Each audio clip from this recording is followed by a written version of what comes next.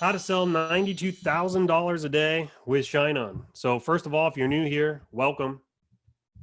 Appreciate you joining. Shine On is a print-on-demand company where you can create and sell your own jewelry products. Shine On has both an app and a platform.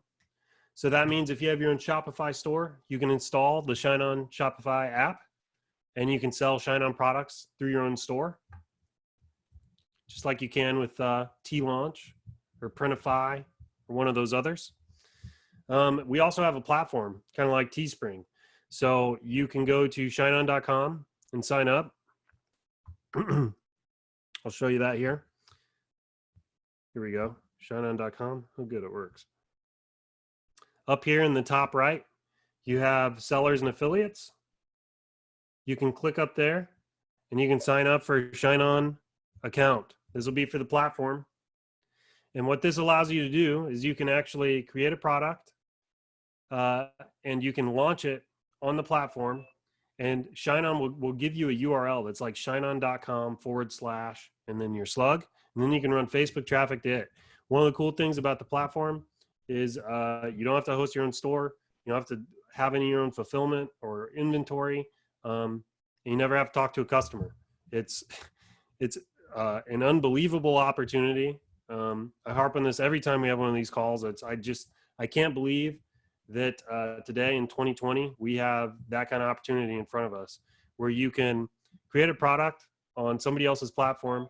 You don't have to do any customer service, don't have to have inventory, so there's no risk. You don't have to have your own store, but you immediately, through the power of like Facebook ads, get the same level of distribution, arguably anyway, as like a Target or a Walmart. It's just mind-blowing to me. I seriously just cannot even believe that exists. So you need to take advantage of it. Okay, let's get into it. How to sell $92,000 a day on Shine On. First, I've got some proof here. If you look, I've got some screenshots of my Shopify store. This was last December. I did $92,000 on a single day. This is all 1 day's revenue.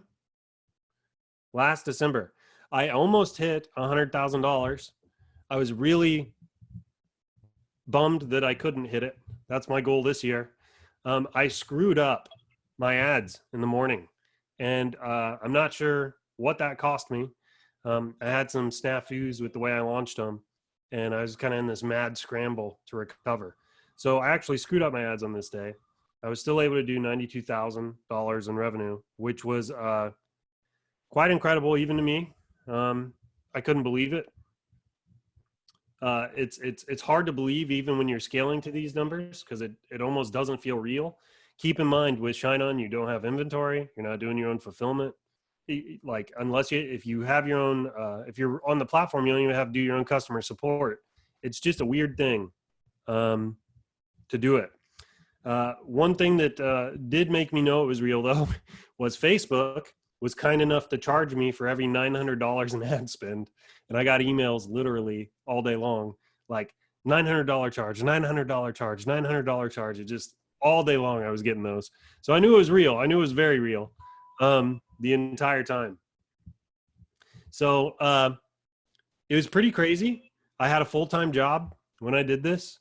I also had a wife and family. I was actually at work on the day I did this. And we'll get into all of that and just what that is like. So before I do though, my average order value was $69. That's because I used a post-purchase upsell app called Zipify. And as my post-purchase upsells, I was selling, you guessed it, more Shine On products. So I sold a necklace in the family niche. I had 2 of them that people could buy. So they'd buy my top of funnel product.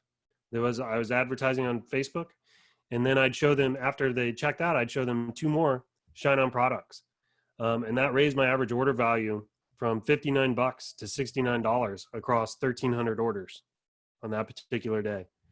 So that was pretty amazing. I mean, it was just extra money in my pocket the entire day. So it was nuts. So let's talk a little bit about what my life looked like. I had a full-time job. I went into work that morning. I had my laptop in my backpack, my personal laptop. I sat down at my desk. Thankfully, it was right around Christmas. So like tons of people were on vacation. It was pretty slow. So that just meant that like when I was in my cubicle and stuff, it wasn't that big a deal to constantly look at my ads and see how things were going on my phone.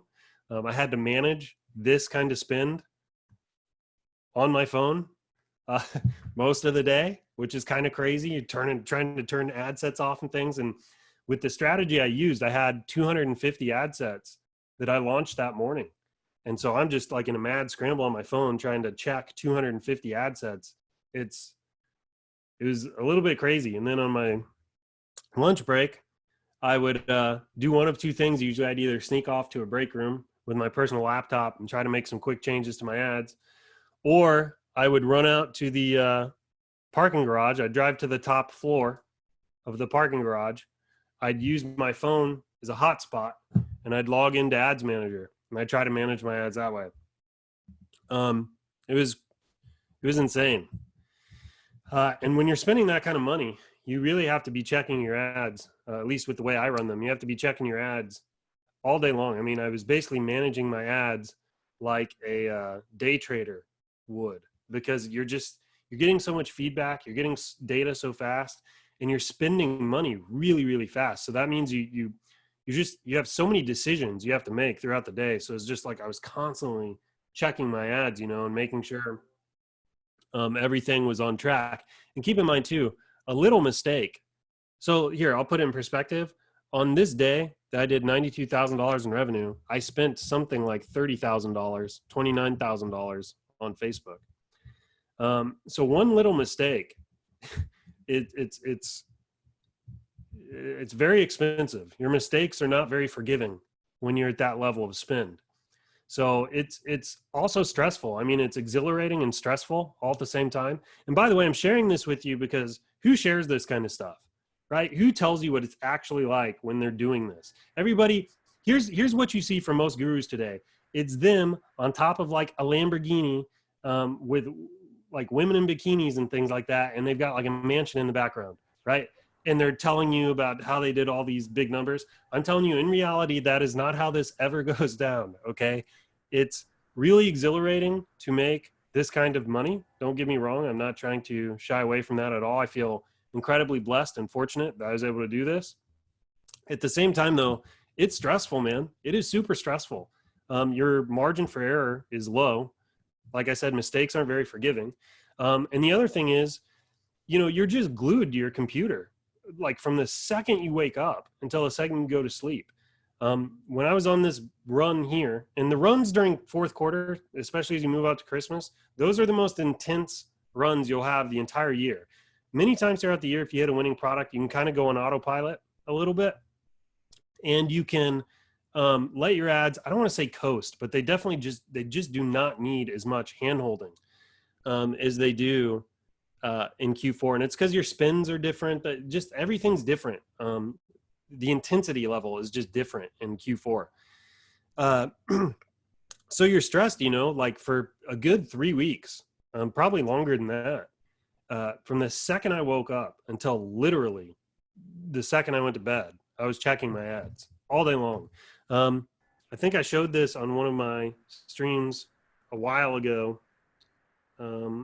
Shoot, I'm going to lose it again. Anyway, I checked my ads like every 15 minutes, and I was keeping track of my profit numbers and Notepad on my phone. And every 15 minutes I was doing that. I was running calculations. So I just mean it's like you're just gone for 3 weeks because you're just so into this. And you're stressed, which makes family life a little bit tough. You're vacant mentally. It's just exhausting. Like at the end of this run, it's like you just need like a week vacation just to kind of relax. And also like, it doesn't even hit you.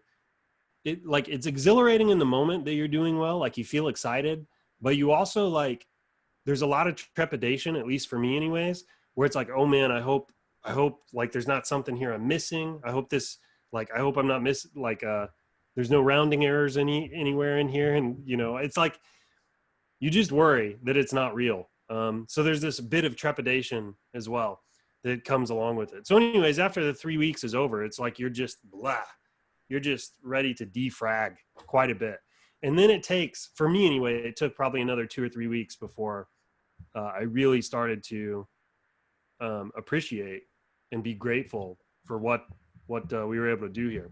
So I'm getting some comments here. Let's read those real quick. Matt, haha, I did the same thing last year. Parking garage hustle. Way to be, man. Parking garage hustle. I love that. Should be like a hashtag. How do you even sleep at that point? Well, honestly, you're exhausted. You're just exhausted. It's an emotional roller coaster when you're doing this. So it's not hard to sleep. It's not hard to sleep at all. In fact, there's kind of a piece of you that kind of wishes it was over a little bit. I know that sounds weird, but it's like a marathon, mentally and emotionally. And it's a bit of a pressure cooker and all that. But dude, it's amazing that you can even do it. It's freaking amazing that here I am. I never had any inventory. Didn't do, I didn't have any inventory. I wasn't holding this product. I carried literally no risk. I wasn't doing the fulfillment. I mean, it's so amazing. I even got let in on this opportunity. It's like a VIP backstage pass to, just an incredible opportunity. I want to say wealth or something, but that isn't the right way to put it. All right, let's keep going here. I have a question. Yeah, let me have it. Was Shine On able to deliver all that stuff? I see it was on the 18th of December. Yes. Good. Yep. I sold a lot of product this week, thousands and thousands and thousands of units. And far less than 1% didn't make it. And even those, like, I don't know that they're really Shine On's fault, because USPS is just slammed during those weeks. So yeah, it was great. And I will tell you too, so I'm head of marketing at Shine On now. Back then I wasn't. I did know Eric fairly well. I'd say we were friends. But you're moving this kind of volume, you have questions and things like that. And I will tell you, Shine On was an incredible support. This is part of the reason I love Shine On so much. And I was so willing to join the team, is because I really believe in what Shine On is doing. I believe in the company. I feel grateful to even be able to work here and be part of the story. Shine On literally gave me their phone number when I was pushing these kinds of numbers. And I was on the phone with Eric, the CEO, daily there for several days in a row, just talking through things and stuff. I got totally white glove service from customer support. So, I don't know that there's a better print on demand platform that exists today. Just my 2 cents. I am biased, very biased, but I have reasons to be. Okay, let's see what else here. How much did you make in total over the 3-week period? It was over $200,000. It's a little tough to get accurate down to the penny, because there's a lot of moving parts. It was over 200K though. You're speaking 100% facts. Most people don't talk about how hard it is. Yeah, I mean, the money's good. Trust me, guys, it beats digging ditches, right? It beats a lot of things. So by no means should any of this be interpreted as some kind of complaint, because it absolutely is not. But at the same time, I do want to be real, because most of the gurus that you're going to see, like their ads on Facebook and stuff, like I said, they're crawling over Lamborghinis, and it's just stupid. It's just so stupid. And the truth of the matter is, it's work. It's mostly mental and emotional work. It's stressful. It does take its own toll in various ways. And it's hard in its own ways, not physically, but it's hard in different ways. If it's hard physically, I'd say it's hard because of sleep deprivation and you not really taking care of yourself and pounding, 80 ounces of coffee a day. But at the same time, it definitely beats digging ditches or something like that. But it's not the bill of goods that the gurus sell you. That's for sure. All right, let's keep going here. I hope someone from support contact me. I can't request payment. Hey, John. I don't know if John's on here or not. Yes. Yeah. Hey, do you see Sama's? I think that's how you say it. His comment here in the chat. Yeah, send me a DM. I'll respond. John Shine On. We'll get it taken care of. All right, Sama, you know what to do. All right, Matt, can you imagine if you had to self-fulfill 1,300 orders on the 19th? No, I can't, man. I'd imagine that there were probably some people in Shine-On's fulfillment center that were cussing me a little bit. I mean, it's a lot of freaking volume to move. On top of, like, I'm not Shine-On's only seller, you know? Yeah, crazy. That's awesome work from Shine-On team. Yes, I agree 100%. Are you doing any off Facebook retargeting? I've experimented with some of that. Google, uh, Google's display network I've experimented with primarily. I've tried Snap. Snap for retargeting I've not done so great on. It's better for like cold acquisition, it feels like. 200K profit. Yep, that's right. It was over that. I just don't know where it landed. Okay. Nowadays, people are totally missing a story. People are only showing big numbers, but not saying the story behind those numbers. Truly relate. Yeah, that's part of what I want to do with this. I just want to make it real for everybody. Let's get into this because I'll share more parts of my story here as I move through the content. And these tend to run kind of long. So let's go. But that was kind of my life there for a few weeks. All right, let's get into this. So step number 1, how do you sell $192,000 in products in one day on Shine-On? So step number 1, it's pretty self-explanatory. Sign up. Let's do sign up at shineon.com. There's a platform which we're working super hard to make the best platform of any print-on-demand company ever. And then there's an app, Shopify app. You can do one or the other. If you're new, I highly recommend the platform. It reduces the number of variables you have to contend with. If you're running your own store, you have to worry about branding. You have to worry about putting trust seals and trust elements on your page. You have to worry about product copy, conversion rate. I mean, there's just so much you got to deal with. When you're on the platform, though, literally all you have to deal with are ads and design. Ads and design. That's it. Everything else is taken care of for you on the platform. I started on the platform. I did not graduate to my own Shopify store, so I did at least $25,000 in revenue. I recommend you do the same. So that's step number 1. Pretty simple stuff.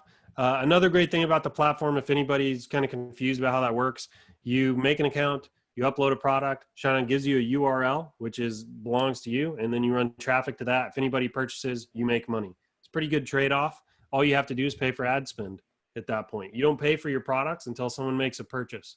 So it's a pretty incredible deal. All right, so that's number 1. Step number 2, choose a niche. So most people start with the product and then try to find a niche. This is not the right way to do it. You should start with a niche and then try to find a product for the niche. So pick a niche that you're going to go after. Daughters, dads to daughters, husband to wife, boyfriend to girlfriend, something like that. Pick the niche you want to target, then start creating products for the niche. Don't do it the other way around. Don't pick your product and then try to figure out how to sell the product. That's not how this works. You should really start with Facebook targeting and then work your way backwards, right? You should go into Facebook, look at the interest, figure out different kind of segments of the audience you want to target, then go find products that fit the audience, okay? I've taught on this repeatedly on my Facebook Live, so I'm not going to go super deep here, but you definitely want to pick your niche and then develop products for the niche. Somebody asked earlier about targeting, because one of the unique things about gifts in particular is you don't target the recipient, you target the buyer, right? So you have a buyer, you have a recipient. Okay? You don't target the recipient, you target the buyer. So this means if you're doing boyfriend to girlfriend jewelry, you don't target the girlfriend, you target the boyfriend, right? And then all you care about is whether or not the boyfriend buy, right? Will the buyer buy? The reason I bring this up is because we did have somebody in the Facebook group that said, hey, he was asking women, I don't remember who it was, not that that matters anyway, but he was asking women, he was saying like, hey, would you wear this? And there was some necklaces and things like that, shine-on necklaces. And in reality, if you think about it, it doesn't matter if women will wear the jewelry. All that matters is if the buyer will buy it. So if the buyer is convinced that women will buy it, that's enough. Whether women or not actually will doesn't matter. Now, I will throw out a quick footnote. All of Shine-On's jewelry is really high quality stuff that I think many women would be proud to wear. The looks reviews prove that. I'm just making the point that you shouldn't focus on that. You're really focused on the buyer. That's who you're creating the ad for. That's really who the product's for. Honestly, at the end of the day, it's for the buyer. That's the person that's going to take out their credit card and give you money. Okay? Is that clear to everybody? Are there any questions about that? Any questions about that? Is targeting family too much? Should you only be choosing one leg of it, like mothers to daughter? Yes, you want to drill down. Family is way, way, way too big, because family is everybody, right? Family is literally every person on the planet. So you've got to drill down much further than that. Here, let's talk about some good niches. So you got family, right? Jewelry, son of a biscuit. There we go. Jewelry is great for family. We all know that. Inside of family, though, let's hear give me some options here in the chat. What are some niches inside of family you can go after? I know you've got dad to son. Somebody mentioned that earlier. You have dad to daughter. You have siblings. Mom to daughter. Husband to wife. These are great. You have grandparents to grandkids. There's another one here that I haven't seen anybody put yet. It's kind of a tricky one, but it's hot because nobody goes after them. Anybody guess what it is? It's in the family niche. Ooh, godparents to godkids. That's a good one. In-laws. Well, I'm going to put GP to GK. You guys know what that means. Close. Oh, in-laws. In-laws. Yes. In-laws is a good one. That's not the one I was thinking of, though. It's close. It's related. I'm going to go ahead and give it to you, though, before anybody guesses it, so I can feel good about myself. Dang it, Wissam. It's step parents to step kids, right? That's one that nobody's really going after. It's a pretty good one. And also, like, those gifts don't really exist at Walmart or Target or whatever. So when they see them online, it's kind of a unique experience for them to buy something that they know is not in a store. Yeah, Wissam said it is hard to target. Yeah, that's true. But create the right product, get that pixel optimized, and it'll take care of the rest, buddy. Any other questions related to choosing a niche here? So I'll give you one more tip. So Skylar, real quick before the tip, Skylar asks, Washington helps as fiance. That's a great one too. Skylar, why, can you explain why you can't target everyone here? Is it due to the pixel limitations? Skylar, I'm not sure I understand your question here. You can target everybody here. You can target every single one of these. These are all individual niches. I'm just saying that maybe I misunderstood your question earlier. You said, why can't I just target family? And the reason is because family is the entire world, right? Literally every person on this family except maybe a few unfortunate fetuses and test tubes in China, come from another human being. That's probably wrong of me to say. Does that make sense? Yeah, okay, good. Everybody understands now. So pick one of these niches. I recommend picking one or two of the niches and then focusing on one of two of those niches, okay? That's where the money's gonna be at. Also, you're gonna get your pixel optimized. You're gonna learn what they respond to. Hopefully you do your product research and you kind of learn how they talk and things like that. And you'll just get better and better and better, and it'll help you hit a winner, right? So I recommend picking one or two of these and becoming kind of an expert in that particular niche. Any questions related to the niche?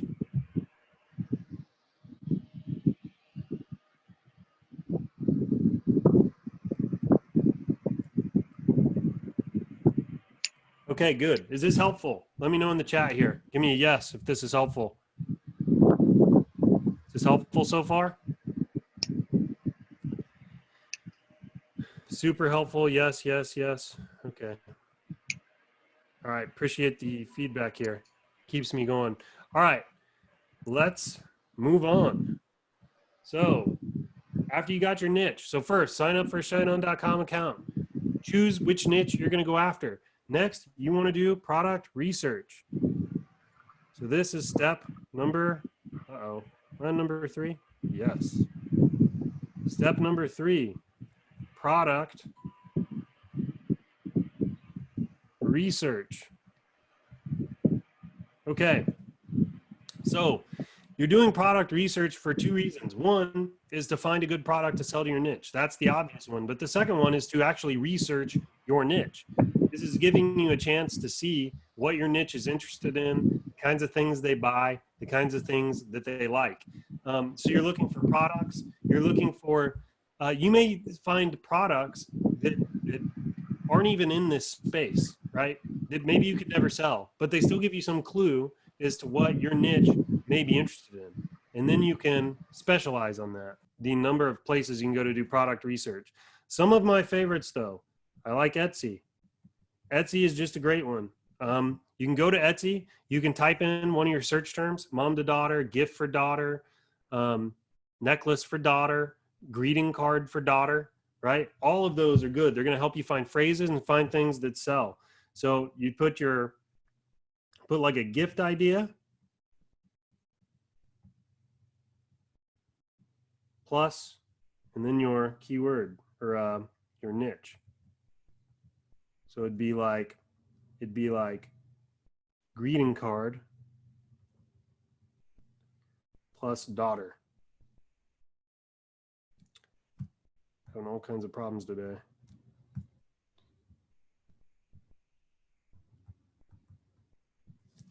Then what you can do is you can scroll through the results and you can look for bestsellers, right?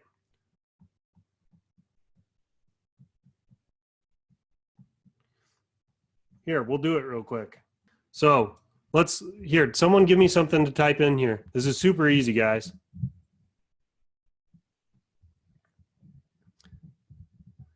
Someone give me a gift idea and a niche in the chat.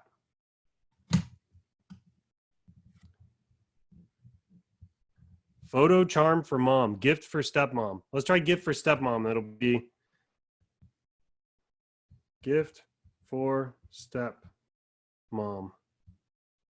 And you'll notice too that Etsy actually recommended that as a search result. That means this is a common term. People are looking for this kind of gift, right? This tells you there's a market here.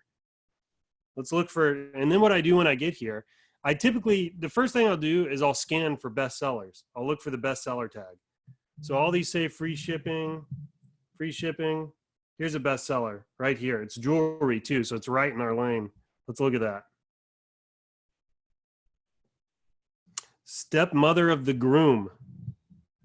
But I can't read the phrase.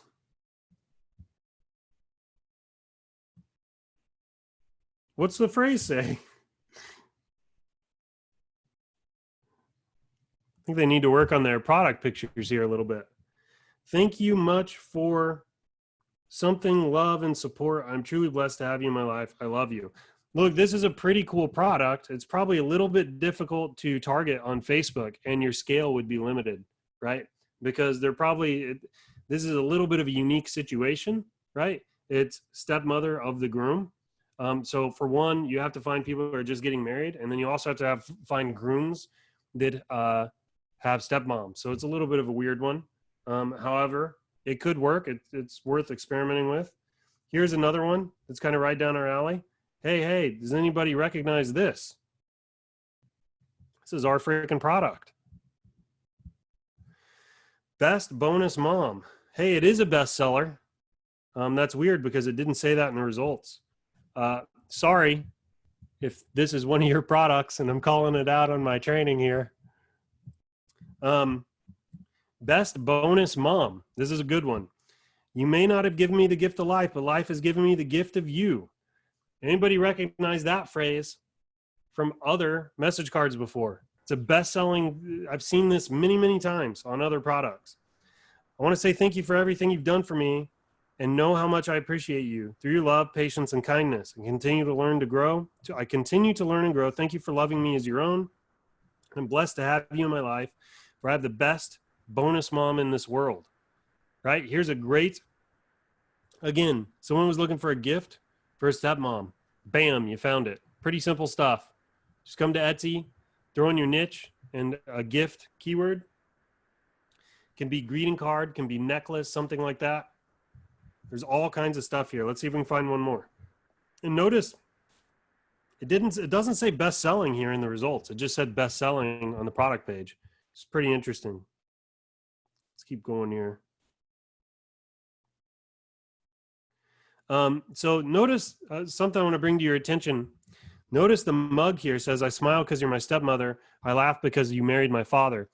That's funny and sarcastic, right? That works really well on things like mugs and t-shirts. That doesn't work very well on jewelry. Jewelry is, you're going for an emotional play here. You want, if they cry, they buy, right? Remember that. You're wanting to move them emotionally. You want it to be sentimental, heartwarming, something like that.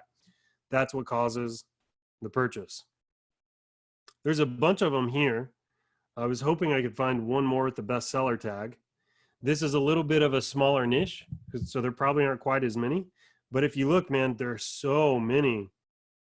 There's so many necklaces here. Here's one. To my unbiological mom.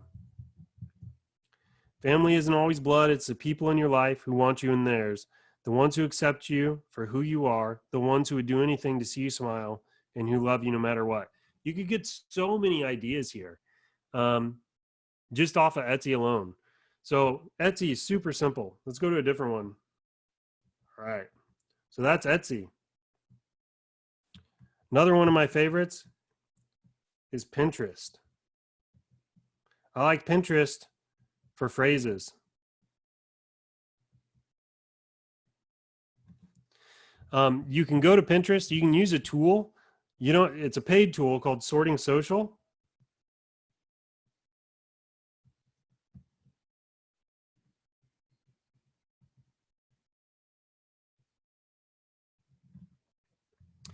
And you can actually put in a search term inside of Pinterest, and it will sort the results by like engagement or saves. So it's a paid tool. It's cheap. I can't remember how much it is a month. I've been using it for about a year. But what you can do is you can go and you can type like dad to daughter quotes, for example. And Pinterest is full of like little quotes and things like that. But it's real easy. You can just go to Pinterest in the search term. You can type in a result like a search term like dad to daughter quotes, for example. You want to put quotes kind of on the end of it. And it's just going to get you back a bunch of images with dad to daughter quotes. And what you can do is if you have a tool like Sorting Social, you can sort them by popularity and you can see which ones have done better than others. And then you can try to start your experimentation with phrases around that. Keep in mind, again, I want to go back to your research here is for two purposes. One is just to find products that will sell, phrases that will sell, things like that. But two, you're trying to become a master of your niche. You want to be an expert on your niche. You want to get an idea for what appeals to them, what kind of colors, what kind of design elements, what kind of phrases, like are they more heartwarming? Are they more sentimental? are they sad or whatever it is, you know what I mean? Like for some niches, some of the phrases that are more cheesy do better than others. Like that's the kind of stuff you're trying to kind of figure that out. And it's best if you focus on one or two niches. It'll really help you do that. It'll speed up your learning curve. Another thing you can do that's kind of overlooked, you can do Google Images.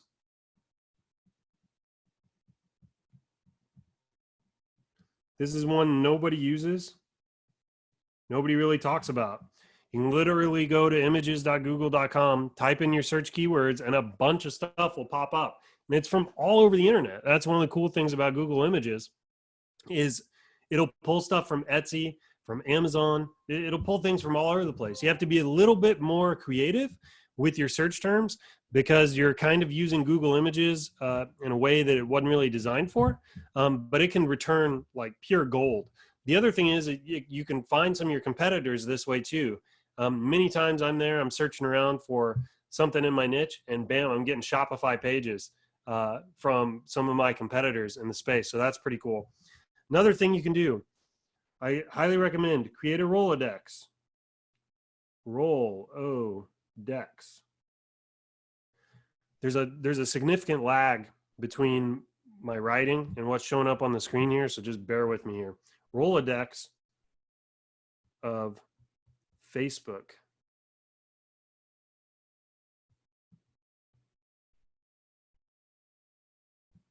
pages.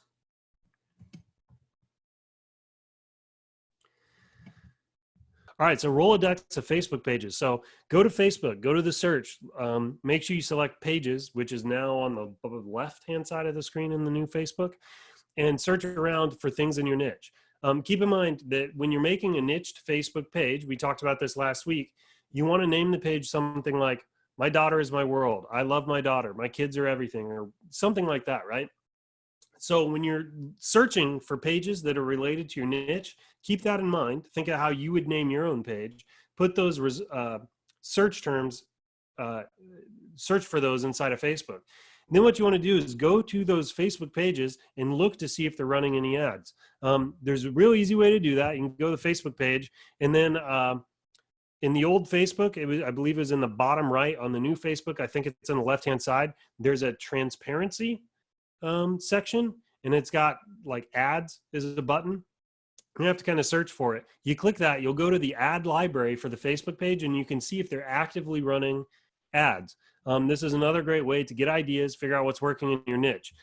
Quick tip, if you're looking at a competitor's page and they only have one ad for that particular design, there's a good chance that they're either testing or that design's not done very well. However, if they have a bunch of ads all for the same design, that's kind of a giveaway that it's working for them and they're scaling. All right, another thing you can do, look on other platforms. So you can go to Teespring, for example. You can go to Viral Style. You can look on some of these other places that have platforms similar to Shine On, and you can see what's selling well there. And you can get inspiration and ideas from there as well. It's super easy, super easy hack to just kind of spy on what your competitors are doing. Another thing you can do, interact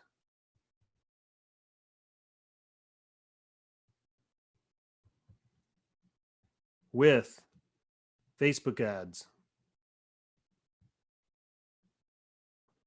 Man, this is just not working.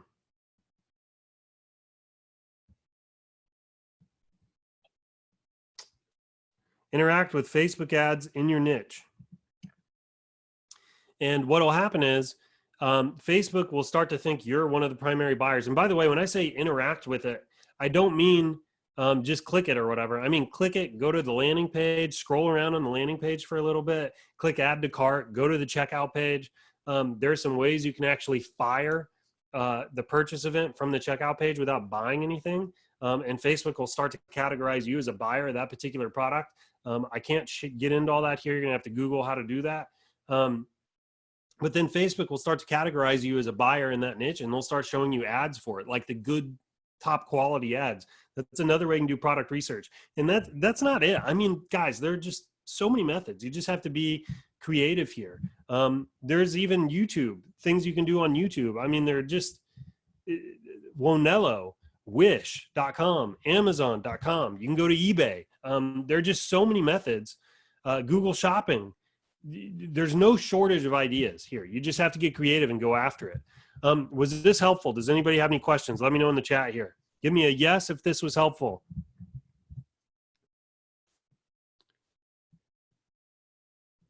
Yes if this was helpful.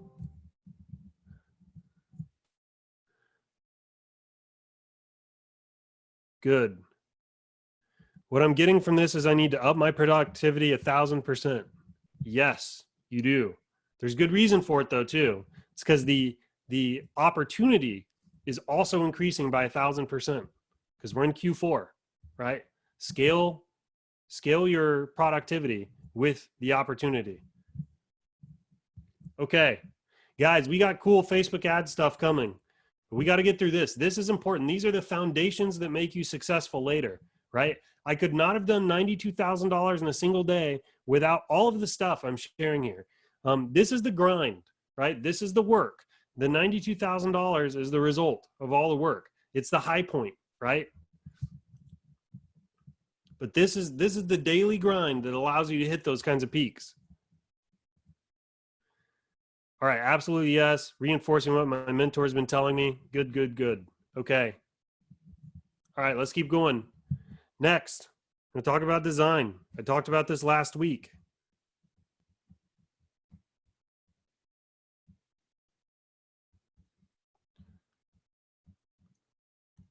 All right, I'm going to start closing windows here. This is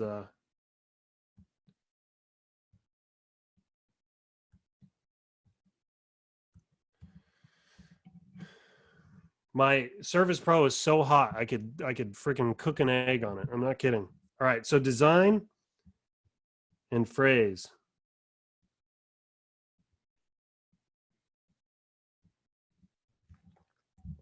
Okay. So once you do your research, right? And you have some phrase ideas, okay? This is like ammo you're about to load into a gun of profit.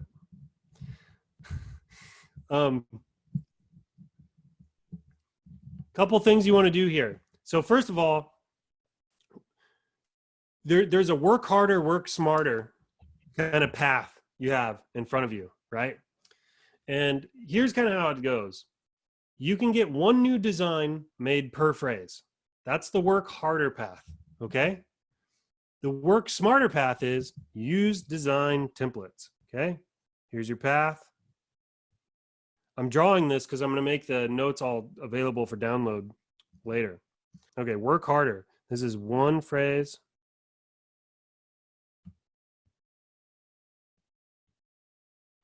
One design. Work smarter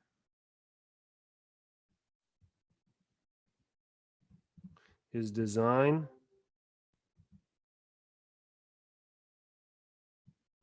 templates.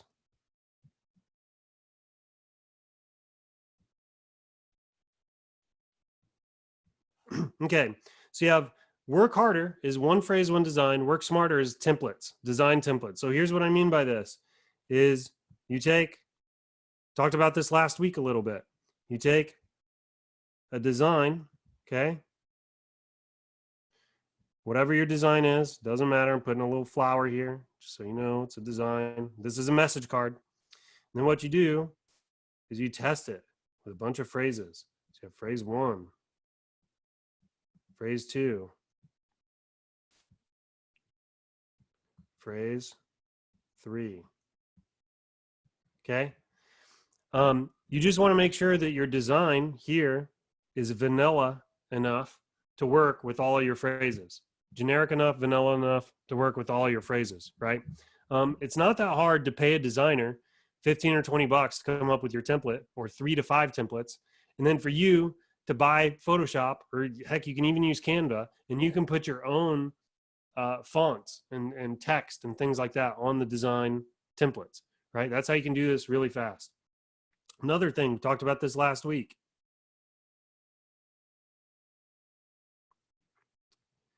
You want to use the greeting card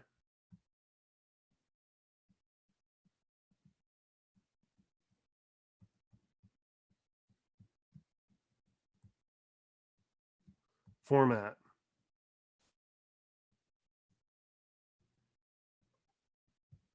So your greeting card format is to, from. You want to use this for all your phrases, right? So for example, if you have a product, you want to say to my wife, then you have your phrase, and it's from your husband. Love your husband. Forever and always your husband, something like that, right? But you want to use the greeting card format for your phrases. That is how you win with your phrases.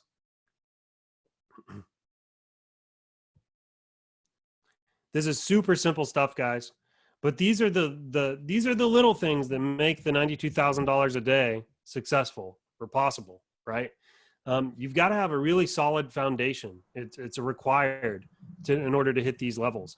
And also, you know, this is the grind. This is where the work is put in. This is what you're doing behind the scenes before you ever run an ad to set yourself up for success. You want to make sure you pick a good niche, right? The way you know if it's a good niche is if somebody else has had success in it in the past. That's how you know if it's a good niche. If people are having success in it, that means it's a good niche. Now, some people are going to go, well, wait a minute. Doesn't that mean that that niche is saturated? Well, you can think that, but when I see that, I think, okay, that means there's opportunity here. That means there's buyers here, right? That means this is a validated niche already.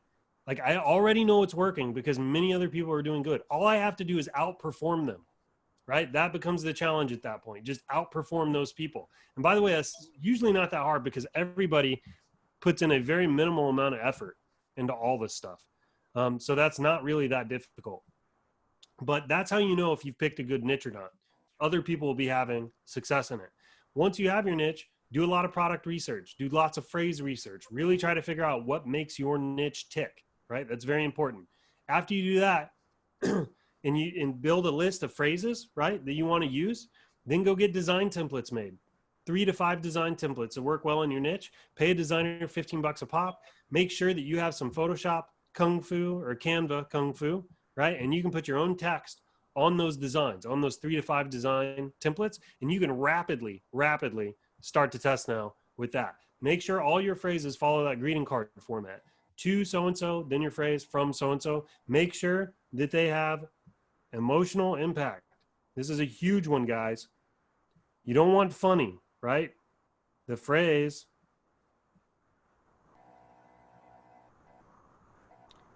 must have emotional impact. That's super important. You probably don't want it to be funny unless it fits with jewelry.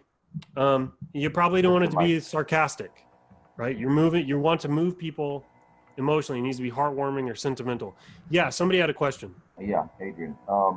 As far as color background and text colors, what do you find works best for you? For colors? Yeah, color the paper. It changes.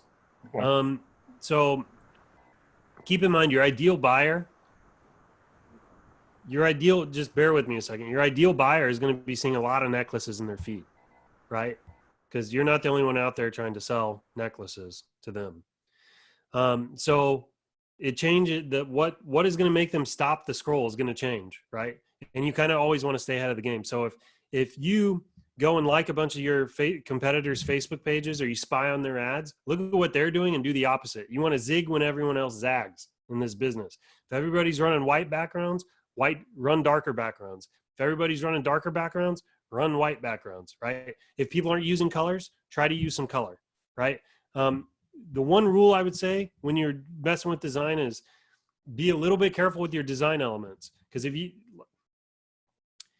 you want enough design to be there to raise the perceived value of the product, but you don't want so much design to be there that it's pushing some of your potential buyers away.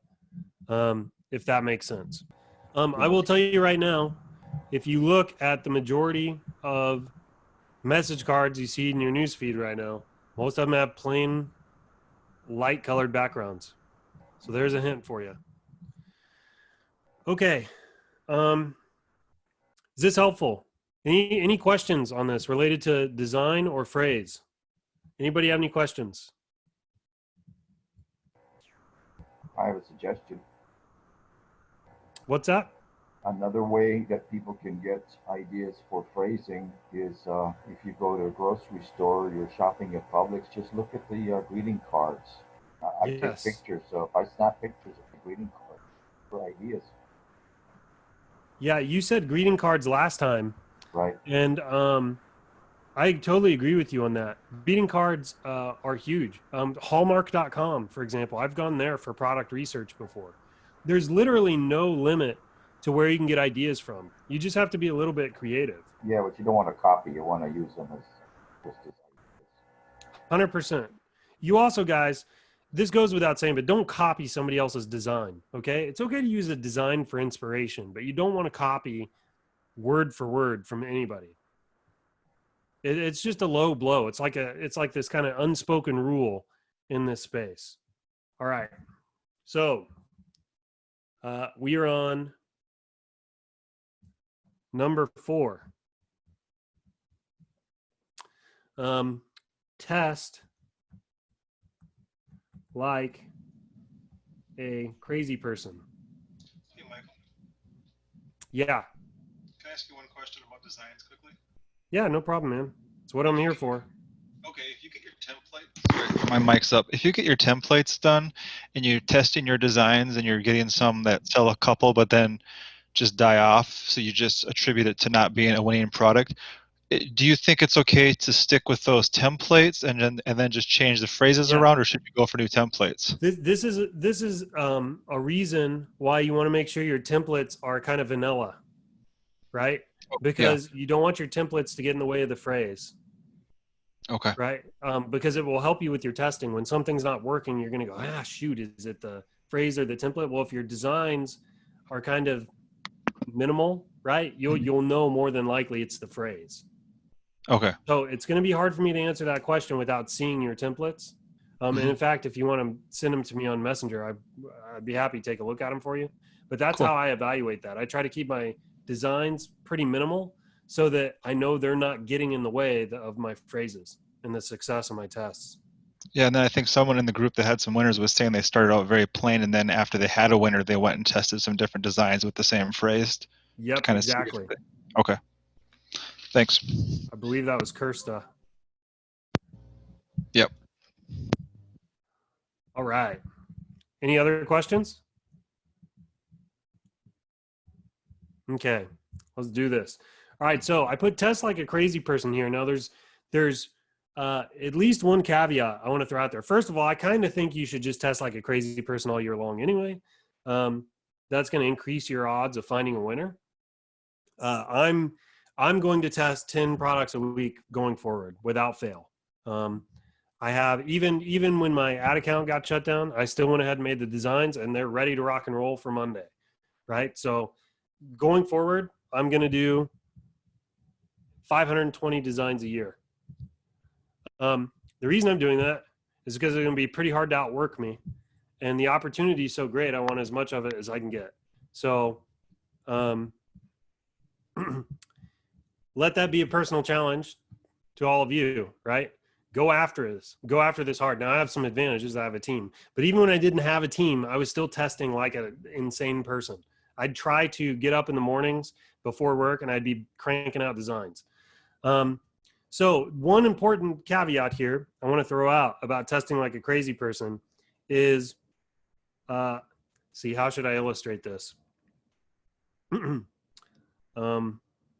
is going to be a little crude, but bear with me. Right? We have a timeline here, and let's say this here is December 31, And let's pretend that this is September 1, right? So that means this is October, November, nope, November, December, something like that. Oct, Nov, December. Buying activity is going to look, guys, this is just, take this for illustration's sake, right? This chart's not going to be 100% accurate, but buyer activity, at least for our types of products, is going to be something like this.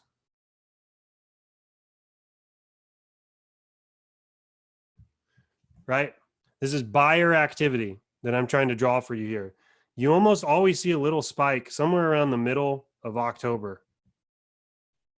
I don't know why. I just think, you know, Christmas is more in the minds. It could be that this is when most of your department stores and like Costco and everybody starts bringing out Christmas trees and commercials start coming on and Christmas is top of mind. It could be something to do with that. I don't really know. Somewhere around October 15th, though, you start to see things uptick. And then again, somewhere around Black Friday,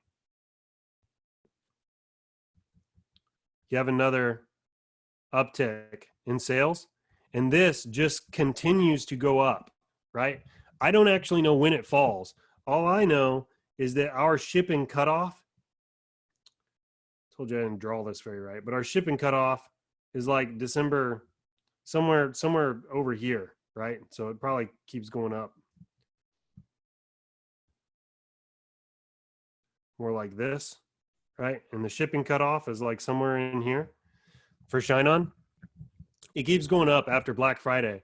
So when I say test like a crazy person, and I've said before, like, hey, if you get something that's like break even or marginally profitable, just put it on the shelf and bring it back out later because it could do some things for you. Well, this is what I'm talking about. You want to bring it out somewhere, you know, in this area here and start testing those again because you might catch a wave and it may just completely take off for you. I will say that in my experience, if you catch a winner anytime, man, this is getting ugly, but anytime like in here, there's almost no ceiling to how high your product can go. When I did $92,000 in a single day, I was shocked. I just couldn't believe there were that many buyers out there. And there were still plenty more. That product sold all the way through Valentine's Day and then some. It's still selling. So the number of buyers out in the marketplace, it's unfathomable. I mean, there really is no ceiling on it. The only reason I didn't break $100,000 that day is my own shortcomings. I just screwed up my ads in the morning. So when you test like a crazy person, these are the months where there's just so much money in the marketplace, and the sales come super easy. This is why I keep saying, guys, don't give up. Don't give up, right? This is all, look, keep testing right now. Keep testing, keep trying to find a winner. You can find winners all year long. People do it all year long. I can promise you. I see Shine On sales on the platform. There are multiple people with multiple winners literally all year long. That never ends, okay? So the opportunity is out there. It's why you need to be testing all year long.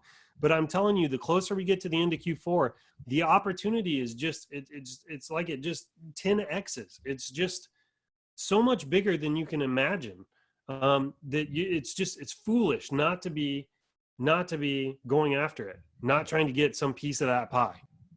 Now we're getting into the good stuff. Testing methods. All right, guys. This is what everybody came for. Here we go. Okay. I shared a video earlier this week with 3 of my favorite testing methods. I'm going to go over those again real quick, and then I'll share a few others. So you can use these at various budgets. One that I tend to go to quite a bit, it's a CBO method, and it's $30 at the campaign level. And then you have 3 ad sets.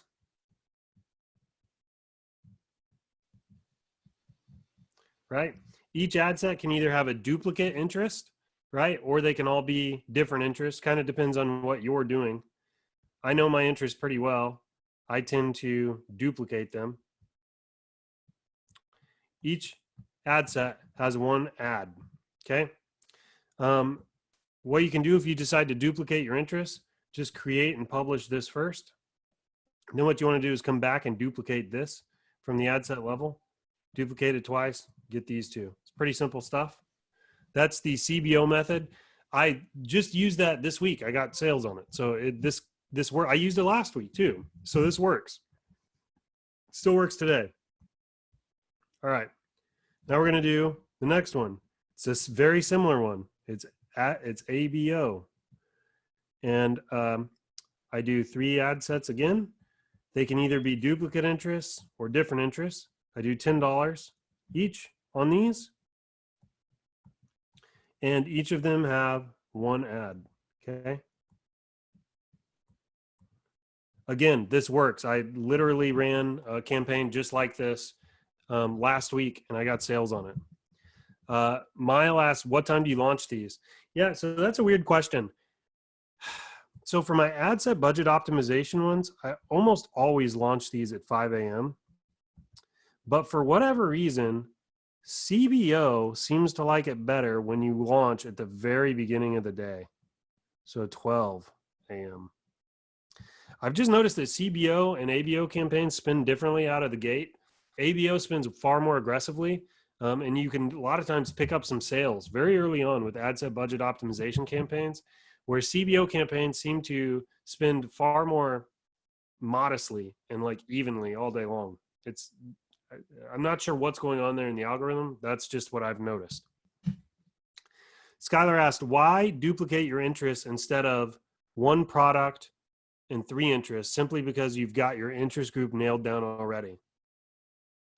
I'm not sure I understand the question. I think you're saying, why would I create 3 ad sets versus just 1 ad set on the interest? If that is the question, I can answer that. So that's because so imagine, crude analogy again here, but imagine that your audience is a body of water, right? This is your body of water, okay? And let's pretend this is parents all, for example. And there are, I'm totally making this part up, 30 million people in it, okay? Well, kind of have this theory. I don't know if it's true or not, but I have this theory that each ad set you create is like a bucket. And the bucket, that's a handle on my bucket. Each ad set gets a scoop of water, right? So it gets a scoop of your audience. Now, if that scoop is unlucky and you don't have any buyers in it, then 1 ad set is going to be rough. Now, I think the bucket is sized based on your budget. By the way, I could get real deep into why I think all this. I just don't think I'm going to have time to do it all here. So look, this is a theory. I'm not saying this is how it works. This is how I think it works. And I've created scaling models on top of this that seem to indicate that I'm onto something here. So I believe I have some evidence to support this. But anyways, I'll probably never know for sure. Size based on budget. So what I mean by that is a $10 ad set is going to be like a small bucket. Okay, that's a bucket. And a $100 ad set is going to be a bigger bucket, right? $1,000 ad set is going to be even bigger. So what I like to do is I like to think, well, I want to make sure that I'm giving my campaign the best possible chance of success of finding buyers. So if I get a scoop from my body of water here and there are no fish in it, that's going to be an issue. The entire campaign is going to be a dud almost before it even gets off the ground. So I like to have multiple ad sets to increase my chances of one of them having some buyers located in it. Look, like I said, I have a lot of reasons for why I believe that this is how ad sets work, and your audiences work. I'm probably not going to be able to get into all that here, but I've built some scaling models on top of this that seem to validate what I'm thinking here. Hope that answers your question. I'm going to keep going. So that was method number 2. Okay, method number 3. It's one campaign. This is another ABO campaign. And I like to do really tiny budgets on this one. So I do $1 per ad set. But I'll make, 25 of them, for example. Okay. Now it doesn't have to be $1. I know some people that do this, a very similar thing with $3. Some people with $7. There's all kinds of stuff you can do here. Again, the biggest thing is like, look, whether I'm correct about my bucket theory or not when it comes to the way ad sets work, it's very clear that some ad sets perform differently than others. So part of what you're doing here is you're casting your net wide when you have multiple ad sets. You're hoping that you're going to find an ad set that does better than others. The other thing is that especially when you're spending larger budgets, so like if you have a campaign and you've got 10 ad sets in it, and each ad set is $1,000 budget, you're going to notice that sometimes you have campaigns like campaigns 1 and 2, for example, will just get purchases all day long at $10 a piece, for example. And then some of them will never get any purchase at all. Like there's clearly some qualitative difference going on between those ad sets. And I don't quite have an explanation for it, but I just know I personally like to run with lots of ad sets. Okay, here's another one that I like to do. So I like to do $100 CBO campaigns. And guys, I'm always testing stuff, always. That's probably why you hear me talk about different testing methods all the time. I'm constantly playing with things. Part of that is because I want to understand how this works, like intimately. Part of it is I'm also looking for breakthroughs, little tips and tricks and hacks and things like that. So I'll do a $100 CBO ad set, and I'll do between 5 and 10, $100 campaign. Then I'll do between 5 and 10 ad sets. And what I'll do here is I'll take the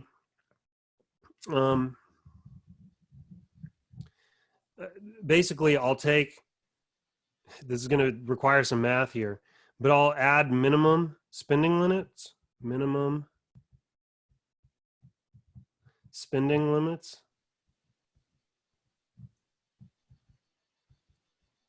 to the ad sets.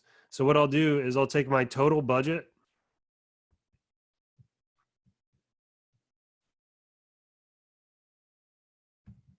times 0.25. Is that right? I want 25%. So in this case, that give me $25. Then I take my $25 and I divide it by number of ad sets. So in this example here, let's pretend I had 10 ad sets. I take 25 divided by 10. That'd give me 250. I would make 250 the minimum spend for each of the ad sets, right?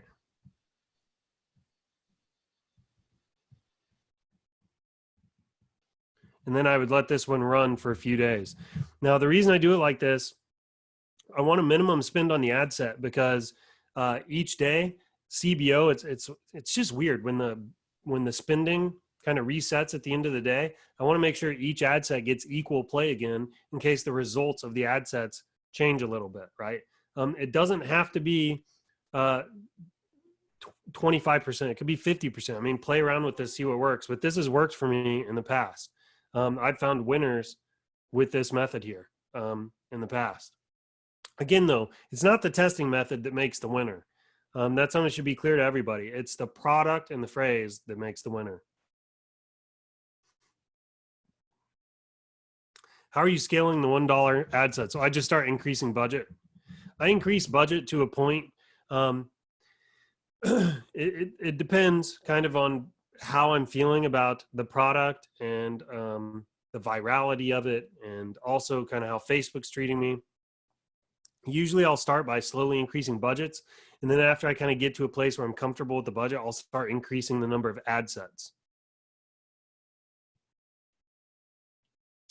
So for example, I might go from $1 to $5, see how it does.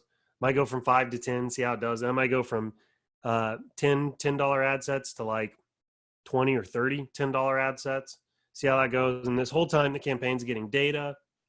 The pixel is being more and more optimized. Then eventually I might turn those, lost track, what I say, 30 $10 ad sets.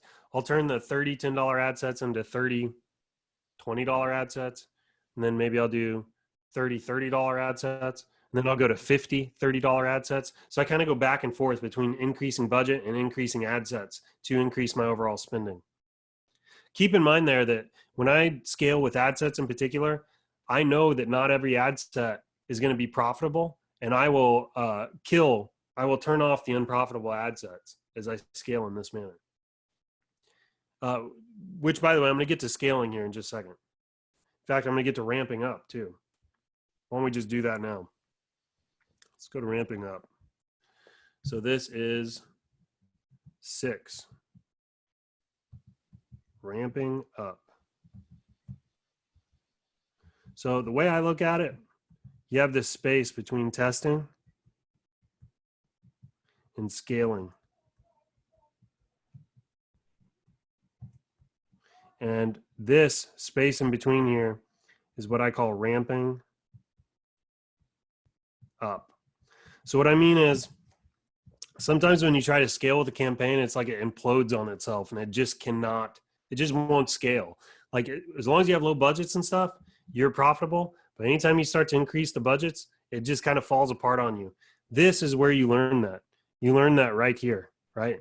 If the thing isn't going to scale, if it's going to fall on itself, it happens right here when you're trying to ramp up. Now, there's nothing super special about my ramp up technique. My real thing is I'm kind of, how would you put it? Like stair stepping my way up to higher budgets, right? So, and as I do this, my budgets go up. And like, I'll also scale with ad sets, right? And sometimes I'll scale by adding more campaigns. And I'll get into that here because I'm sure that's a little bit confusing. Let me catch up on the questions here. Which one you use, 7-day after click or 1 day? I use, or 1 day view. I use the biggest one they give you. Keep in mind, data is important. Data helps your pixel optimize. I always use the largest one that they provide. How are you scaling the, I answered that. Do you always use your full testing budget, or do you kill some campaigns on the first day if it looks really bad? I used to kill the campaigns early if it looked bad. I find that I don't have the time to watch my campaigns like that anymore. So I don't. I use a lot of rules now to determine things. But I mean, you do point out something good. As a rule of thumb, I recommend spending 2 times your break-even cost per purchase before you kill anything, right? However, sometimes you can look at something, it's like it's not getting any clicks, there are no view contents. Like you just can kind of tell it's just a complete freaking dud, and you can pull those a little bit early.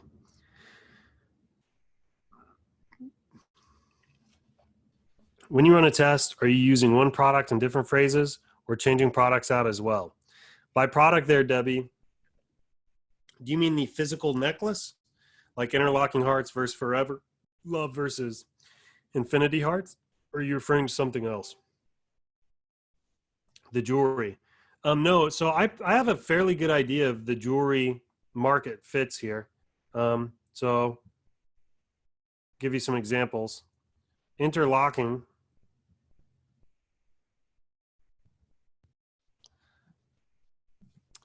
Which is,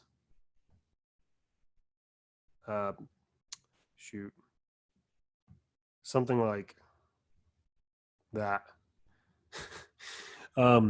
That's interlocking hearts. This one seems to do really well in like the daughter space. It also seems to do well with friendship.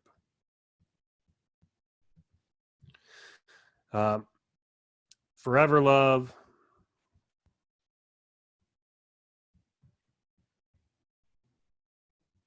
Alluring.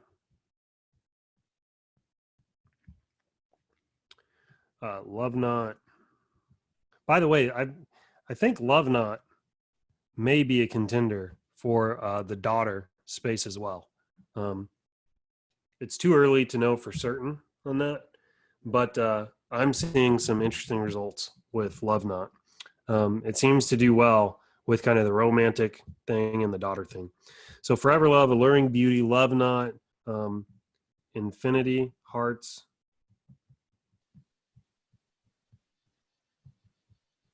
Sweetest Hearts,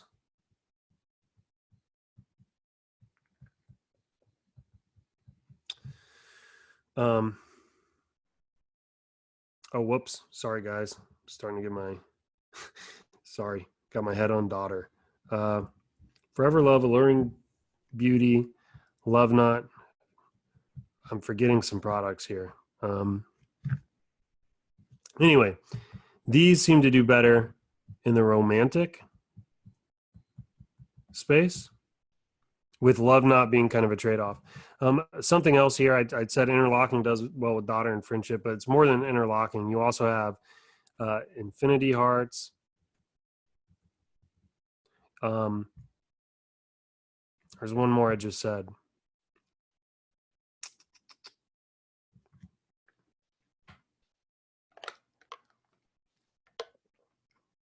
It's not coming to me. Oh, you also have the birthstone necklace, I think is what it's called, birthstone. And then you've got the two-sided stick. Will work well with both of these niches. And Sweetest Hearts. The dog tags work well with men. And then the like circle and heart pendants work well in both the daughter and the husband wife niches. You have the anchor. You have love. What's that one called? Scripted love as well. So I kind of know the niche product fit. So when I'm running my tests, I tend to stick to the same product, right? What I'm really testing are the phrases. The phrase is most of what sells your product on shineon.com, right? It's like, in my opinion, the success of a campaign, 80% of that comes from your product. And when I say product, I'm referring to the phrase and to the actual physical product and the message card and, and the design and all that. 80% of what makes your product successful is the phrase, right? So it's 80% of the campaign is the product. 80% of the product is the phrase, right? The phrase is the most important element to get right when you're doing your testing. Let's see. Okay.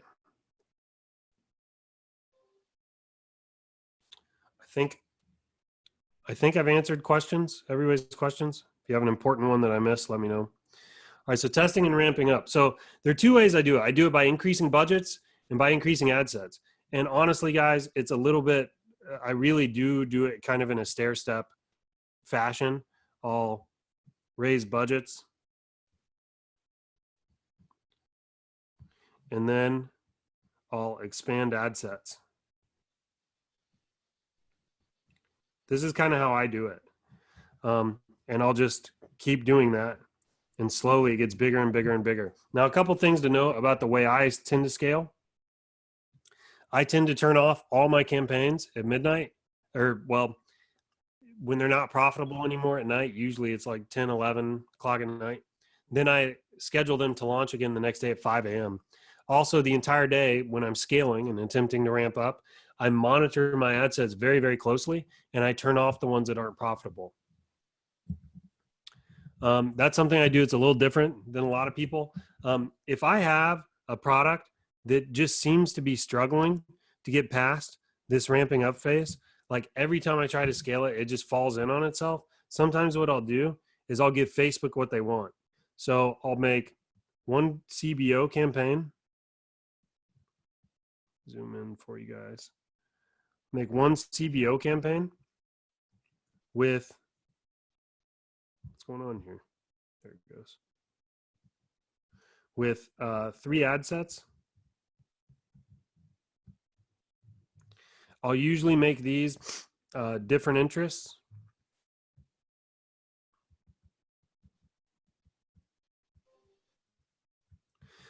Each ad set will have 3 ads on it.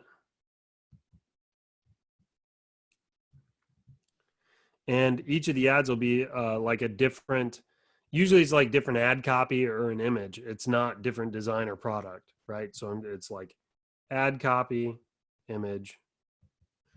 I only do this when Facebook is just not playing nice. And then what I'll do is I'll increase the budgets on this by about 20% per day. And I'll do that till I hit a ceiling, and then I'll just stop. And sometimes these will continue to bring in profit, even though the profit margin's not much. I mean, it's like 10 to 15%. Some days aren't profitable. Some days are more profitable than others. I only do that when Facebook is just not letting me do this other stuff, right? And I should probably stop blaming Facebook. If I can't do this stuff here, it's usually an issue with the product, right? It's not really Facebook, condemning me or whatever. So, yeah, so those are the 2 ways that I tend to scale my products. Now, when I'm doing it my way, and I guess we're kind of getting into scaling here. So I'm going to go to a new board where I talk about scaling. Is this helpful? Will you let me know in the chat? I need another self-esteem boost here. Give me some yeses. Oh, yeah. That one makes me feel good. Thanks, JB. Fire. Like that one. Yes. Very helpful. Super helpful. Yes. You're doing great. Learning tons. I like that one, Sheila. That one really makes me feel good. Okay, cool. Let's do this. All right. So scaling. Whoops. So I tend to have kind of some unique scaling methods. And I credit these methods to being able to allowing me to hit $92,000 in a day. Now, I want to preface all that with saying, I don't know that I'm like some kind of Facebook genius or something like that and came up with this. I think some mixture of this was luck. Some of this was a little bit intuitive as I was testing products and attempting to scale, and I'd scaled some products before in the past. It's like, if you're close to your ads for a long time, you just start to get a feeling for how there's like a rhythm and a tempo to buyer behavior, to the way your ads spend and things like that. And you start to get a feeling, like an intuition for some of that stuff. That's how I developed a lot of my methods. I have various reasons for why I think they work. At the end of the day, it's almost all theory. That's one important thing I want to say. And the other thing is Facebook's constantly changing things, right? So just because this has worked for me in the past doesn't mean it's going to be working for me in the future. So it's very important to stay flexible, stay agile, and constantly experiment. So the way I like to scale, I like one campaign with lots of ad sets. I mean, like lots of it. Now, granted, this is when I'm scaling, okay? I almost always do ABO here for my campaign. And this will be like, it's nothing for me to have one campaign with 50 ad sets, right? And I may start with 50 $10 ad sets. Whoops. And again, don't forget my stair step, right? Because I go back and forth between increasing budgets on the ad sets and then increasing the number of ad sets. But I might start with, $10 ad sets, and then I'll jump it to $20 ad sets, right? And keep in mind, if you've got 50 $10 ad sets, you're at $500. The next day, if I bump them all to 20, I'm suddenly at $1,000, right? Which means I just increased my spend by 100%. Facebook hates this. They don't want you to do that. Your ads will never leave learning when you're doing this, which drives some people crazy. Doesn't drive me crazy because it works. I don't know why it works. It just does. I have theories. Again, these are theories. So I go from $10 to $20, and then from 20, I might get saucy. I might jump it to 500. Okay. And then what I do, you're going to find that when you're in Ads Manager, loading one campaign with 50 ad sets starts to take a while, right? It's a little bit frustrating. So what I will do, just to look, it doesn't take any less time, but I just find that Facebook, I don't know, it's like they digest this a little easier. What I'll do is I'll just I'll duplicate the campaign, right? So like, let's say, for example,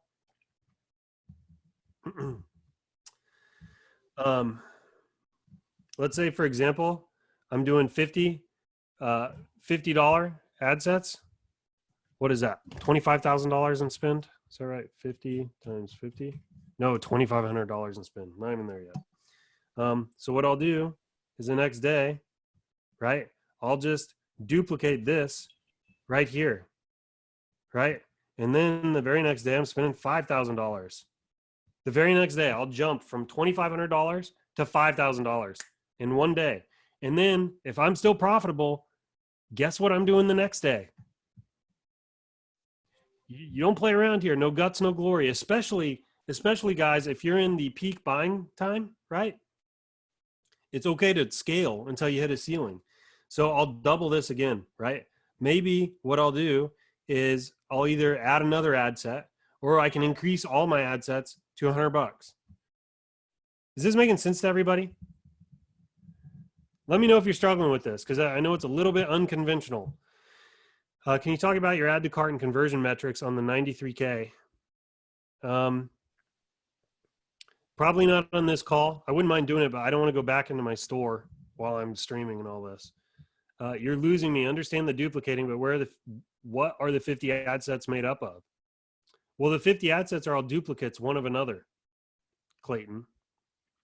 So what I'll do is I'll create one ad set with a $50 budget, and then I'll just duplicate that thing 49 times. Okay. Facebook doesn't like it when you do this. It's going to bog down. It's going to crunch on you. It's a little bit of a pain in the butt, but if it's making you money, what other choice do you have? I'm just surprised this is all free information right now. Well, put it to good use. So 50 of the same interest. Big effing audience. Yeah, dude, when you're scaling, you need big audiences to scale to. Look, I'm talking about how I did 92,000 a single day. You don't do that with an audience size of 1 million, okay? The good news is you're in the family niche. All the audiences are huge, okay? They're all capable of huge, huge numbers. So 50 of the same interest. Yeah, keep it also, your pixel is going to get more optimized too. So you can slowly broaden your interests as you scale. So just for example, this is kind of, how would I put this? So if this is Facebook, right? And you want Facebook to hit your buyer, this is going to be another crude drawing here. Let's pretend this is your buyer right here. Okay. Well, you almost have to put blinders on Facebook, especially if your pixel is not optimized, right? So you have to choose a very little narrow interest, right? You have to point Facebook. It's like bowling, and you've got the inflatable, what do they call those? Like the gutter things, right? They keep your ball bouncing around inside the lane so you don't do a gutter shot. It's kind of what you're doing with Facebook when you do your interest, okay? But as your pixel gets more and more optimized, what you can do is you can start to broaden this out a little bit. That's a bigger interest. You can get broader, right? And then eventually you can even run with no interest at all. And Facebook will get so good at learning who your buyer is, they'll be able to find your buyer everywhere. Heat-seeking missile type thing, right? They're just finding your buyer all over the place.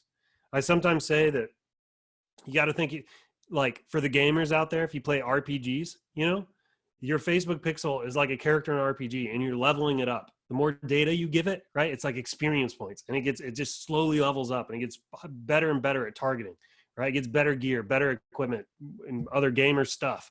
And eventually it's out there just slaying. You know what I'm saying? Like that's kind of what you're doing. You're feeding it data, getting it good and optimized, and then you can broaden your targeting a lot. So, so yeah, when you're scaling to these levels, you need big, big audiences, big, but they're there.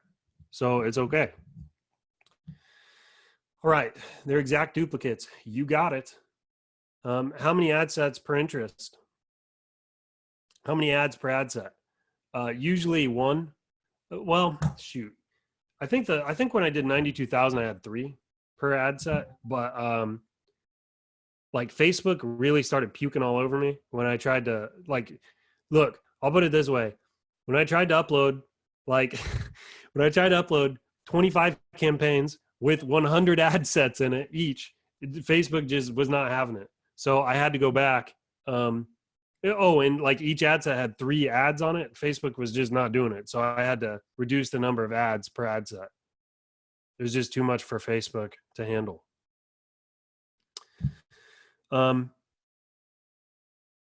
The ads from all the ad sets don't fight each other. Well, here's one thing to keep in mind, guys, that I suppose I haven't gotten to here. You know, yeah, somebody have a question? No questions? Okay, let's see if Whiteboard will play nice with me. Can I paste?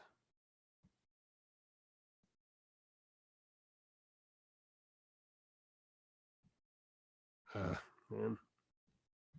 All right, we're just doing this the old-fashioned way. Let's pretend these are all my ad sets, okay? You're looking at ad sets, guys. I watch these like a hawk all day long to see which ones are doing good for me, right? And which ones are doing crap, okay? And then what I do is I come through and I turn these crap ones off. All day long I do this, like a day trader on the stock market. I turn all those off. At the end of the day, I'll be left with some remnant of winning ad sets. And these ad sets will more than make up for my losses, right? They'll more than make up for the losses of all of these. Okay? But the trick is you got to cut the bad ones early. Cut bad ad sets.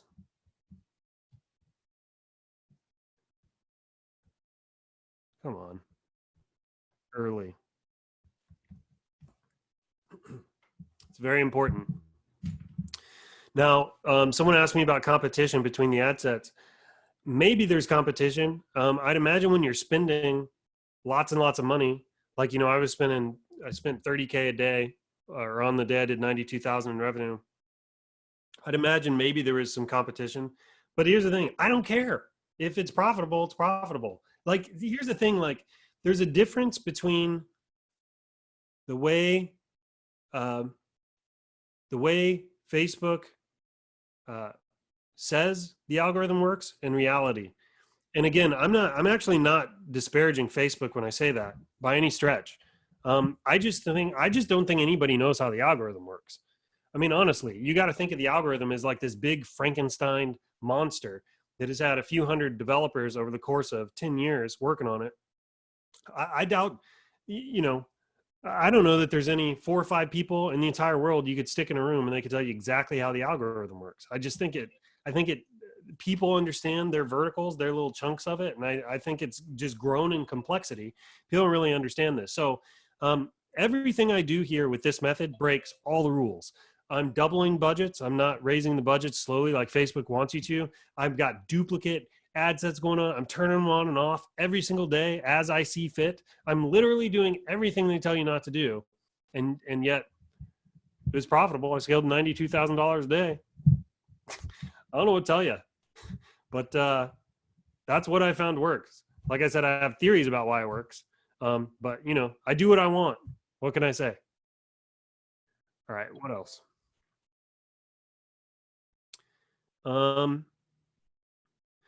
The ads from all these ad sets don't fight each other. Answer that one. I know it's a big subject. Can you elaborate on pixels a bit? If we're just starting and do not have an optimized pixel, my best advice would be try to you want to give your pixel training wheels, right? You want to make sure that you're trying to guide it towards your ideal buyer as much as you can before you start using huge audiences.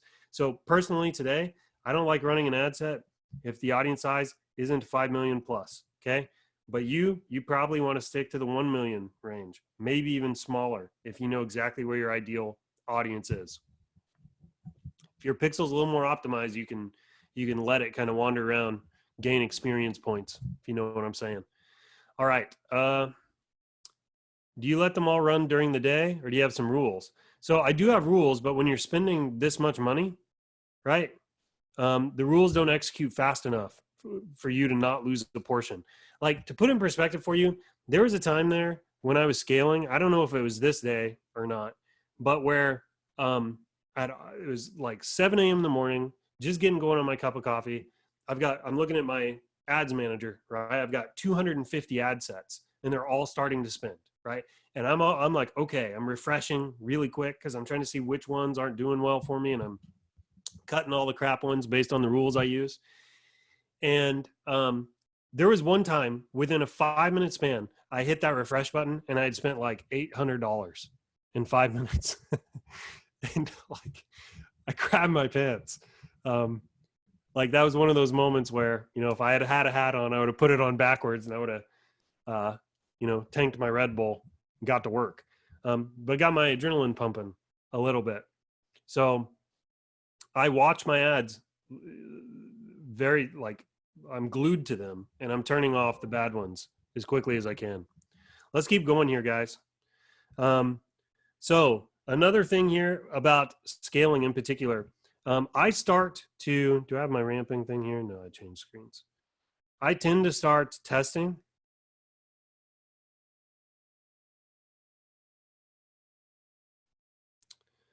Come on. I tend to start testing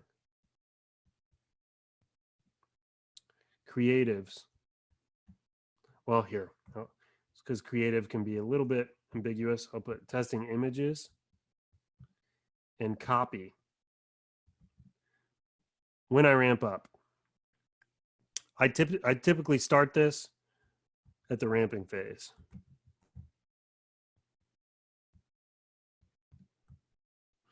And what I'll do is I'll typically test like 5 images and 5 ad copies.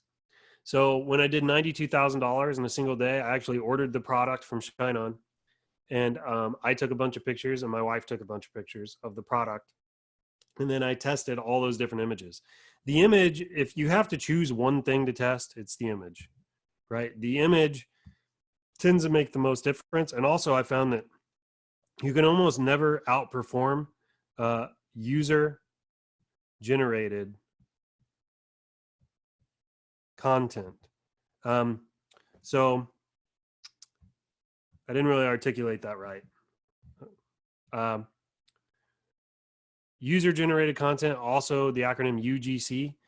UGC style images tend to perform the best. So if you can make it look like something maybe your friend would post on Facebook, those images tend to work well. The one that worked well for me, I literally was just holding it. I took a picture with my iPhone, and that performed the best for me. So I start testing there. That will help you ramp up and scale. It helps you get the most out of your campaign. So I'd test at least 5 images and 5 variations on the ad copy. Do those one at a time. Test images first. That's where you get the most bang for your buck. Then with the winning image, test 5 variations on the ad copy. Do this as you're scaling. So what I normally do is I continue to scale, and then I have a separate campaign where I'm doing my testing for the images and things like that, so I don't lose any time. Keep in mind that there, when you're in fourth quarter and you're coming up to your shipping deadline, you don't, like, time is very precious and valuable. You don't want to waste it, right? Also, what I'll do is once I'm clearly in the scaling phase and I know I've got something that's winning, I'm spending about $1,000 a day, I will start retargeting. Now, I keep my retargeting Targeting. Dirt simple. Now, part of the reason I do that is because I'm spending the majority of my time on scaling, right? Because that's where I'm making most of my money. Sorry, guys. Must have hit something with my finger.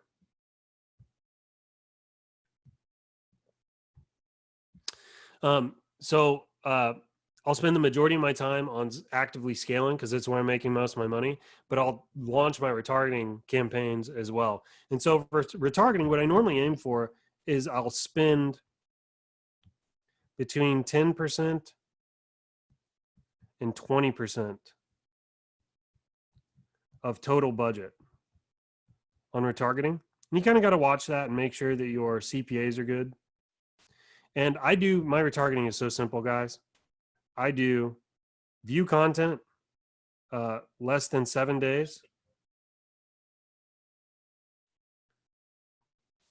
with no purchase. That's it. That's all I do for my retargeting audience. Super easy. So for those that don't know, I'll briefly walk you through it verbally. You're going to have to go do Google some YouTube videos to see exactly how to do this. But you can go and create a custom audience based on website visitors, and you can choose those that view content within the last 7 days. Then what you do is go make another audience of people that have purchased, right? It's the exact same method. And then what you do is in all your ads, you say, hey, I want to target everybody that's viewed content in less than 7 days, but I want to exclude people that have purchased. And bam, anybody that's visited your product page in the last 7 days will see your ad. Another thing I try to do is I keep my frequency. Some people don't like this. It's just what I do. I keep my frequency on my retargeting between 3 and 7. And I personally try to get it as close to 7 as I can. I don't really care if they're annoyed. I just want them to buy. After 7 days, they'll stop seeing the ad. That's how I do my retargeting. Again, I only really start retargeting when I start ramping up. Samara, how do I order samples? Do I contact customer service? You can do it right inside the app on Shopify. I believe you can do it. I can't remember if you can do it in the platform or not. You can also ask in the Facebook group. Do you ever use video ads? So look, I've experimented with video ads quite a bit. I've just not really cracked the code on it yet. Still to date, my best ads are still image ads. And by the way, when I'm testing, I almost always start with Shine-On's standard mock-ups that they provide. Wait, so your interest group within one ad set ideally is 5 million? Dude, it's 5 million plus. I almost never create ad sets anymore with less than that. But keep in mind, I have optimized pixels. When my pixels aren't super optimized, I give it those bumper lanes, right? I help the pixel figure out where the buyers are. Do you target all countries or just the US? I start in the US. And if I can get it working in the US, I go elsewhere. What was the most amount of ad sets you had running? And are you saying they were all one interest duplicated? Yeah, I'm saying every single one of them was a duplicate of another. I think I had, man, I think I had 500 running at one time, but yeah, I think it was like 500. And are you saying, let's see, I'm thinking you got pretty high, 250 to 500. Out of those, were they all just one interest? Yes. When I'm scaling, it was all one interest. Keep in mind, guys, if your pixel's optimized, you don't even need interests. Like Facebook can find buyers for you.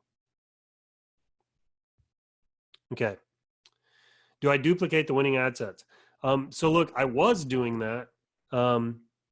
And then Facebook, it's hard to explain, but man, when you're wanting Facebook to create that many like ad sets for you, it really doesn't like it. It just barfs all over you and it'll fail in the middle. It'll take a half hour to do. It's super frustrating.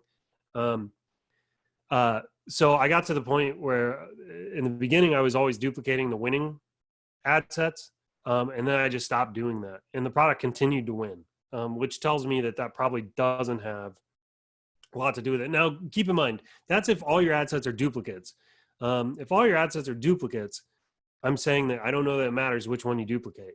if all your ad sets have different interest, obviously you only want to duplicate the winning interest, the one with the winning interest. All right, we still have more to get through. Told you this is going to be a mini course, the compliments. Okay, let's keep going. So I want to talk a little bit about managing cash flow here, because you don't think about this, but I promise you, you'll think about it when you start to scale, because you'll be forced to think about it when you start to scale. So I'm going to see if I can draw some of this. So you have your bank account, right? That's a bank. Isn't that what banks look like when they're represented on money and stuff like that? Anyways, that's a bank. Bank. Okay.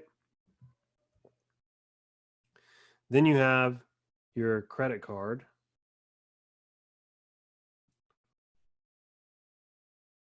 Pretty good credit card. But you can also have somewhere in here PayPal.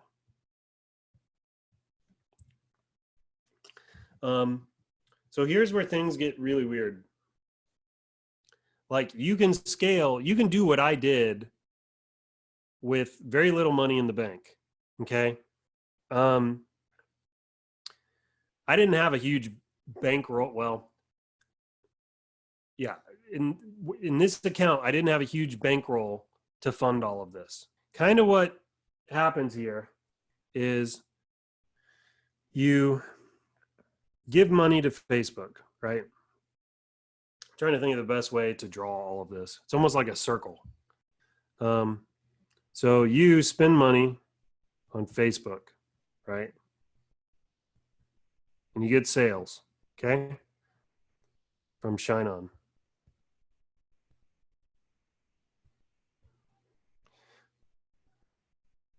And then Shine On pays you the money back. This is your bank. Okay? Basically, this is basically how this works. So what's going to happen though is you're going to have $1,000 like go out, right? And let's say you make 3,000. Uh-oh. Oh, shoot.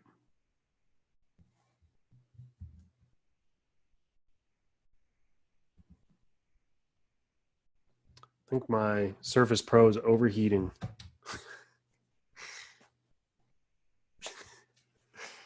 Oh, geez, man. Hang in there, buddy. All right. So, and let's say you make $3,000. Okay. Here. But it's going to take time. This doesn't matter if you're selling on your own Shopify store or something else. This $3,000 you make does not come all the way back around instantly. Okay. It takes time before it shows up here again. Okay. So there's this period here where you've got to be able to keep funding your scaling. Okay. Now this gets particularly difficult if you're raising your budgets every day, because if it's 1,000 one day and then 2 and then 4 and then 5, I mean, like unless you have, 30K sitting in the bank, it's going to be very hard to do this. Okay. This is a problem you're going to be forced to figure out. I've been forced to figure it out multiple times. So typically what I do is I get a credit card. Okay. Now, the benefits of having a credit card are more than one. First of all, you can get points. If you get a good credit card, you can get a credit card with points. Some of the credit cards will actually give you 3x points for your spend on Facebook.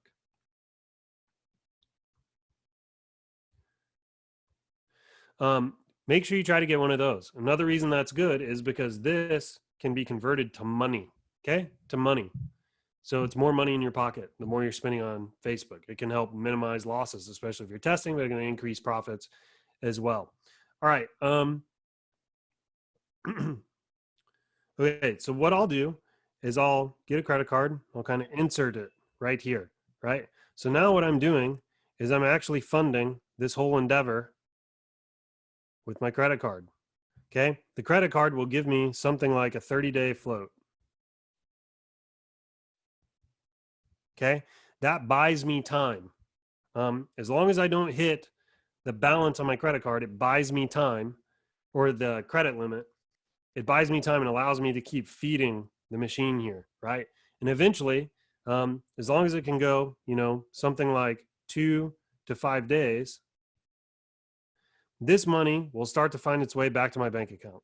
And then I can start to pay off this credit card. Now, look, all of this probably seems manageable if you're still in this stage here. But I promise you, the next few steps of my scaling method will screw up your cash flow. And here it is. Ready? Here are the next 2 simple steps. 10K, 20K. Okay. So let's just do some quick math here. I'm going to need a calculator to figure out how much we just spent. So let's pretend each of these represent one day. Spend 1,000 one day, 2,000 the next day. You spend 4,000 the next day. Spend 5,000 the next day. Whoops. So in the first 4 days, you spent 12,000 bucks, right?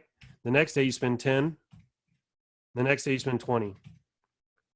So in 6 days, you've now spent $42,000. So $42,000 has left that credit card and is somewhere in your machine, okay? And if it's not finding its way back here fast enough, there's a good chance, unless you have a high credit card limit, that you're going to be tapping out your credit card. Is this making sense to everybody? Is everybody following along here? You let me know in the chat. I just want to make sure this is clear. More money, more problems. You guys are awesome. Okay. Now, the question is, how do you keep this machine running when all this is going on? Okay. Because if your credit limit taps out, you're screwed, right? You can't run ads. Facebook's going to want some money. So I've learned a few things. They don't totally solve the problem. Okay. Especially if you're starting out, you just don't have the money in your bank account, but they help. Okay.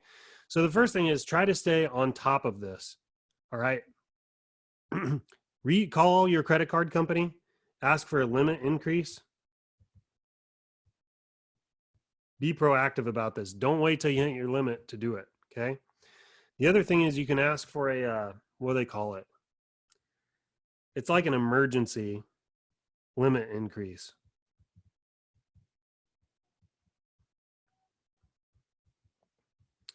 By the way, guys, manage your finances, be responsible here. Don't put your family in jeopardy. I'm sharing this information with you.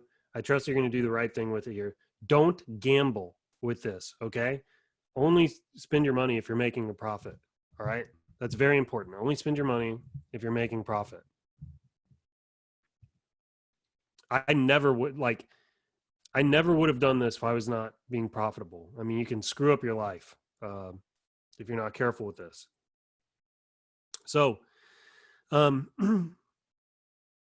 want to keep this. You want to try to make sure your limit is large on the credit card so that you can fund your scaling when you do find a profitable product.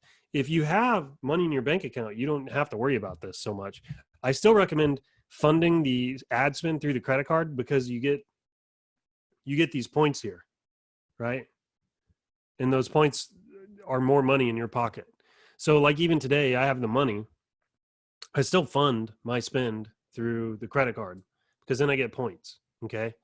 The other thing you can do though is set up PayPal, right?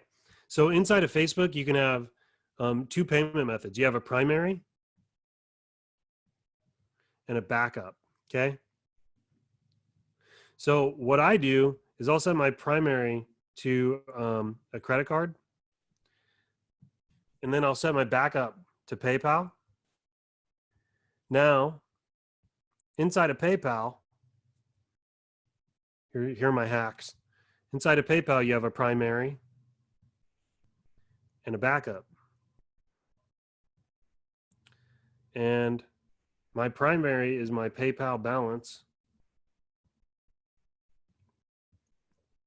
My backup is my bank. Okay. So my whole goal in doing it this way is I'm just trying to keep your machine running, right? Because if you can just limp along for a day, it can make all the difference in whether or not you can continue to scale or not. So also my credit card, and if for some reason my credit card maxes out, PayPal will go to PayPal. Facebook will go to PayPal to get paid. And usually, like if you're on a Shopify store and people are buying through PayPal, you're gonna have a balance sitting in there that hasn't moved anywhere yet, unless you're like really on top of things. And Facebook can start to draw from that balance. Once that balance is empty, it'll go to your bank account. Now, if all those wells are dry, then the whole machine grinds to a halt, which kind of sucks. You're trying to avoid that, but that can happen. There's one other point here.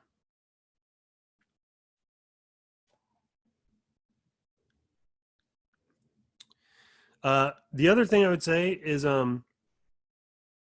you probably want to reach out proactively to PayPal once you start scaling and just let them know, hey, just letting you know I may be spending a ton of money. It's me, blah, blah, blah, blah. Let them know in advance, because you definitely don't want them to shut this down, because then you have more problems. You're going to have to be dealing with PayPal shutdowns, right? I'll also tell you, I've never scaled to big numbers without having to be on the phone with my credit card company. It just happens. They see a ton of spend. It freaks them out. It's something you're going to have to deal with no matter what. But these are some things I've kind of learned as best practice to help keep you out of hot water. The other thing is, at least the first time you scale, Facebook has limits. They put ceilings on your spend. Now, if I remember correctly, the first ceiling is at $50. The next ceiling is at 500. The next ceiling is at 5,000. And I think the next one is 15,000. So basically, you're going to be able to spend to here, and then they're going to shut you off. They're not going to let your ads set spend anymore. This is something you're just going to have to deal with when you're new. My best advice is be proactive about reaching out to them to try to increase this. I do know that they've put quite a bit of AI in place here, so that if you're like a regular spender with them, they'll automatically increase your spending limits. Okay. I will tell you, after my last conversation with Facebook at this level, they raised my spending limit to I have no clue how much. I've never hit it since then. But this is a reality, guys. You don't think about it. This is a whole other thing you've got to get figured out if you're going to scale to big numbers. And here's one of the interesting things about this is, look, you will figure this out, okay? Because the second you have a winning product and you're making money and one of your accounts gets shut down, trust me, you can get really creative to figure out how to continue to fund your scaling. I'm glad you guys enjoyed this. I will tell you this. Look, I try to keep things real with you guys. I try to be authentic about what this is actually like, you know. I try to tell you the good and the bad. I also, one of the things that's really important to me is I'm a normal human being, and I want you guys to see that. The whole guru thing makes me feel icky. If I ever felt like I was coming off that way, I'd need to, I don't know, man, just thinking about it makes me want to go take a shower, you know? So one of the things I try to spend my time on when I'm teaching is the you know, I try to, like I said, I try to give you the good and bad. I try to tell you, like, when you're scaling to these levels, there's an emotional toll, there's a mental toll to it. You know, it takes time to recover from those things.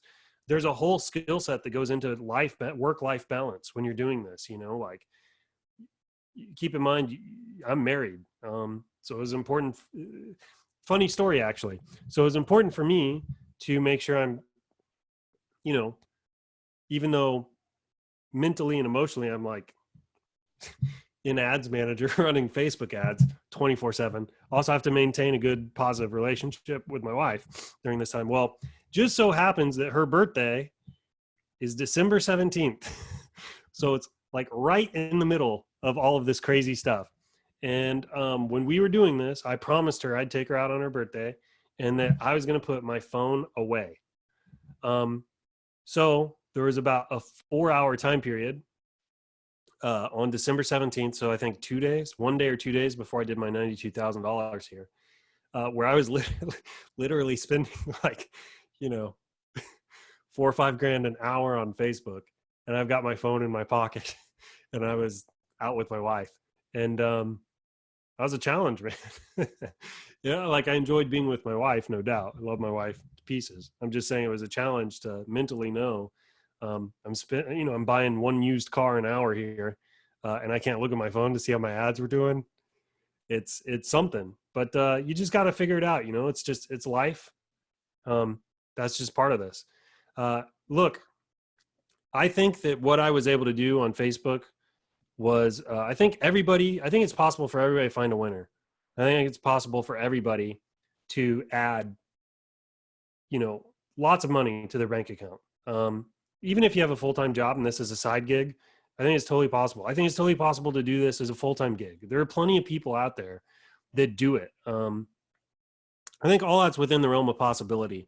I think me hitting 92K in particular was a little bit unusual. I think it's probably because the scaling methods I use, the winning product I found, things like that. But I do know this. My 92K day has already been passed, right? I did not hold the record for, largest scaling in a day kind of thing very long. That was passed up very quickly already this year. So people do it. They do it all the time. You just never hear about it. You never see them. They're not posting in the Facebook group and bragging about it, but people do it.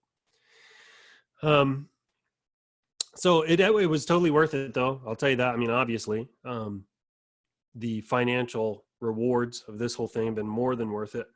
I'm still doing it. I'm still profitable. And I hope to continue to be. Now, also, I really believe in China and what's been built here. And I like sharing all of it with all of you. So, okay, all that said, a couple things here, and we're going to sign off. Make sure you guys are on my lists, one of my email lists. They all go to kind of the same big list, but make sure you've opted into one of my things.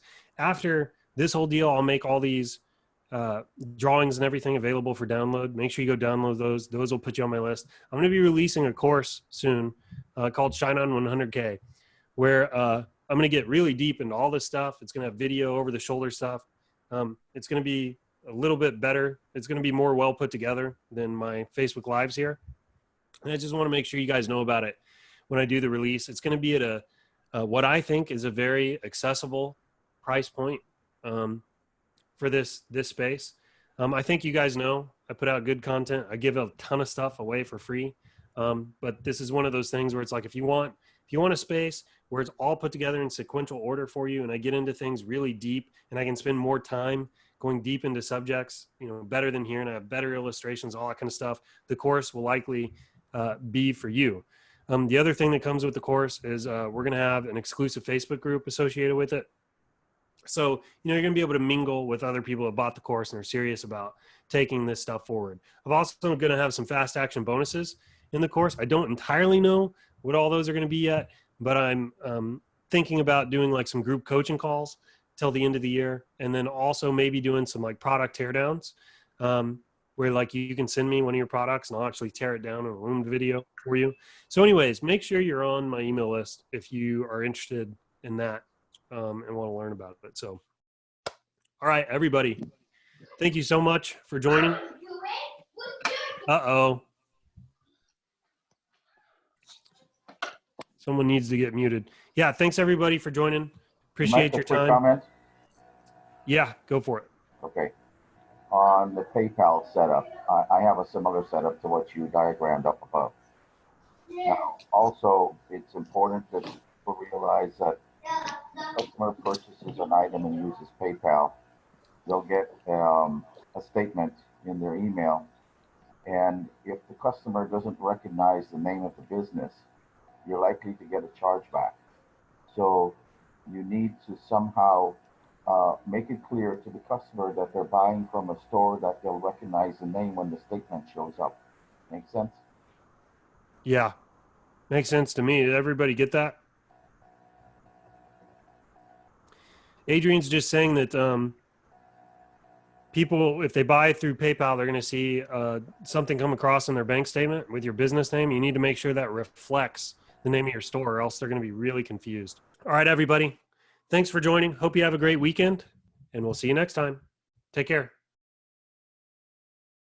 Hey everybody, what's up? Thank you so much for checking out the Shine On YouTube channel. I'm Michael Christ, and if you like the content in today's video, make sure you like, subscribe, hit that notification bell, check out all the links in the description below, and we'll see you in the next one.